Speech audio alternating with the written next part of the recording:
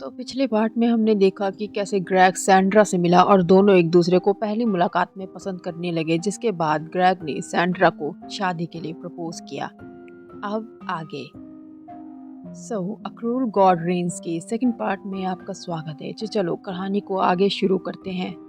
तो अब Greg Jeremy के घर पर आता है और वो दोनों माँ बेटे को बधाई देता है। अब जेरेमी को पता चलता है कि ग्रेग ने उसकी माँ को शादी के लिए प्रपोज कर दिया है और जेरेमी अपनी माँ के लिए काफ़ी खुश था। अब ग्रेग कहता है मुझे न्यूयॉर्क वापस जाना है और वो सैंड्रा से कहता है कि मैं 3-4 दिन में वापस आ जाऊंगा, जिसके बाद हम आगे की चीज़ें डिस्कस करेंगे।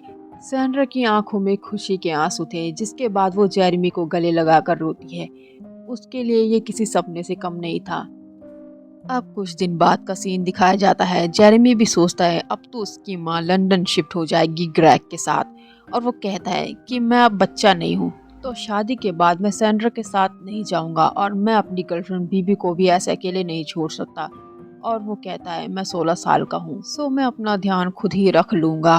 तभी अचानक ग्रेग वहाँ अपनी कार में पहुँच जाता है और जेरेमी कहता है मिस्टर लोलैंड आप। तो जेरेमी कहता है वाओ परफेक्ट टाइमिंग, आप अभी अभी न्यूयॉर्क से लौटे हैं, वैसे मॉम शॉप पर है। और वो कहता है आपकी कार बहुत ही लाजवाब है। अब ग्रेग कहता है ऐसा क्या, तो चलो तुम्हें लॉन्ग ड्राइव पर ले चलता हूँ। और मन में जेरेमी सोचता है पक्का शादी के बारे में बात करने आया होगा।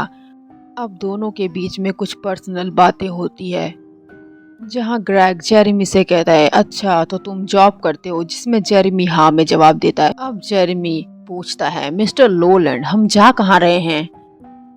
ग्रेग उसे कहता है कि प्लीज मुझे मिस्टर लोलैंड नहीं ग्रेग कहकर पुकारो। और अब वो जेरेमी को बताता है कि मैं तुम्हें सेलम लेकर जा रहा हूँ। अगर आप सेलम विच ट्रायल के बारे में जानते होंगे तो आपको पता होगा कई मासूम लड़कियों को विच बोलकर एग्जीक्यूट कर दिया गया था। ये वही जगह है और ये रियल में एग्जिस्ट करती है। Now coming back to the story, अब ग्रेग कहता है डरो मत जेरेमी, वैसे भी ये एक टूरिस्ट स्पॉट बन चुका है, क्या तुम इन चीजों पर यकीन करते हो। ये दिन रात तो कुछ अजीब की बातें कर रहा है और मुझे इस पर शक हो रहा है। जेरेमी कहता है नहीं मिस्टर लोलैंड मैं इन चीज़ों पर यकीन नहीं करता, वैसे भी ये तो सिर्फ सुपरस्टिशन है। अब ग्रेग कहता है जब मैं सैंड्रा के साथ यहाँ आया तो वो बहुत ज़्यादा डर गई थी, उसे ऐसी चीज़ें पसंद नहीं। अब वो जेरेमी से पूछता है तुम अपनी माँ को सैंड्रा क्यों कहते हो।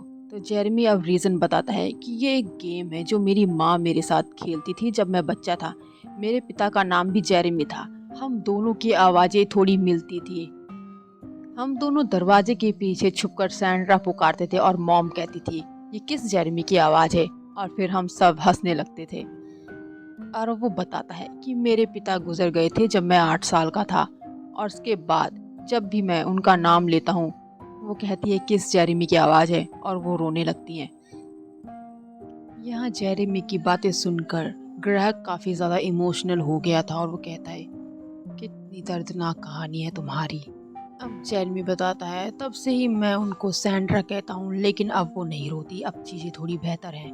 मेरी माँ एक सेंसिटिव पर्सन है। और ग्रेग कहता है तुम एक अच्छे इंसान हो जेरेमी, मुझे बहुत खुशी होगी अगर तुम्हारे जैसा बेटा मुझे मिलेगा।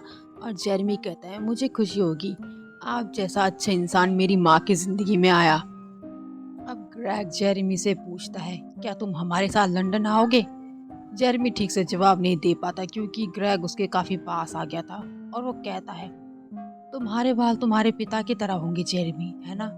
और उसको कुछ अजीब ही तरीके से वो टच करने लगता है। लेकिन जेरेमी ये कहता है कि मैं बूस्टन में ही रहूंगा। और अब ग्रेग उसकी नेक को टच करता है और कहता है वाह कितनी सुंदर नेक है तुम्हारी। अब जेरेमी अनकंफर्टेबल होने लगता है कि ये क्या कर रहा है। जेरेमी बोलता है कि मेरी माँ आपका अच्छे से ध्यान रखेगी, आपको मेरी ज़रूरत नहीं पड़ेगी। और डैम, वो जेरेमी को किस कर लेता है। मुझे लग ही रहा था ये बुढ़ा पेडोफाइल। अब बुढ़ा किस करते हुए उसको बोलता है आई love you Jeremy. Jeremy car से बाहर भागता है। ग्रेग उसका हाथ पकड़ लेता है और कहता है क्या तुम मुझसे नफरत करते हो। जेरेमी डर के मारा हड़बड़ाहट में कहता है लेकिन आप तो मेरी माँ से शादी करने वाले हैं। तो ग्रेग का जवाब सुनो, वो कहता है कि I love Sandra but I love you too as well. Jeremy कहता है आप पागल हैं और वो वहां से भाग जाता है।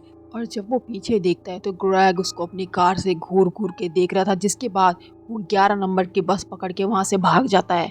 घर आकर देखता है सैंड्रा की हालत खराब थी। वो बताती है कि ग्रेग का कॉल आया था और उसने शादी के लिए मना कर दिया है। उसने मुझे वजह भी नहीं बताई। आखिर उसने ऐसा क्यों किया जेरेमी? अब जेरेमी कहता है आपको उस बास्टर्ड से शादी करने की कोई ज़रूरत नहीं। मैं थोड़ी देर पहले उससे मिला। That guy is a freak. वो आपसे झूठ बोल रहा था। सैंड्रा कहती है तुम उससे मिले? क्या वो बोस्टन में है? क्या हुआ बताओ, क्या तुम दोनों की लड़ाई हुई? जेरेमी कहता है हाँ हुई। सैंड्रा कहती है तुमने ऐसा क्यों किया जेरेमी? वो तो कितना अच्छा इंसान है। जेरेमी अपनी माँ को समझाता है कि वो वैसा नहीं है जैसे आप उसे समझ रही हैं। सैंड्रा कहती है माफ़ी मांगो उससे। जब मुझे लगा मेरी ज़िंदगी में खुशी आने वाली है, तब तक ये सब क्या हो गया? जेरेमी कहता है भूल जाओ उस आदमी को, आपको कोई और अच्छा इंसान मिल जाएगा। पर सैंड्रा ग्रेग के लिए पागल हो चुकी थी। अब सैंड्रा रोते हुए अपने रूम में चली जाती है। वो कैसे समझाए कि ग्रेग ने उसके साथ क्या किया है। और जेरेमी की गर्लफ्रेंड का भी कॉल आ जाता है और वो कहता है सॉरी वीवी, तुमसे अभी बात नहीं कर सकता मैं। अब जेरेमी अपने रूम में था और सैंड्रा गम में डूबकर पूरी रात शराब पीती रहती है और उसके रोने की आवाज़ जेरेमी को साफ साफ सुनाई दे रही थी। अब उसको अपने एक दोस्त की बात याद आती है कि अमीर लोग अपने मज़े के लिए जवान लड़कों को अपने यहाँ बुलाते हैं और वो उनके साथ गलत गलत हरकतें करते हैं। जेरेमी सोचता है कि क्या पता ग्रेग भी ऐसा ही इंसान होगा। अब वो अपनी माँ को चेक करने जाता है क्योंकि वो बहुत देर से ड्रिंक कर रही थी और यहाँ सैंड्रा ने किचन में गैस खुली छोड़ दी थी और वो बेहोश पड़ी थी। मतलब उसने फिर से खुद को मारने की कोशिश की थी। अभी आगे और भी बुरा होना बाकी है, तो मिलते हैं नेक्स्ट चैप्टर में। तब तक के लिए बाय बाय।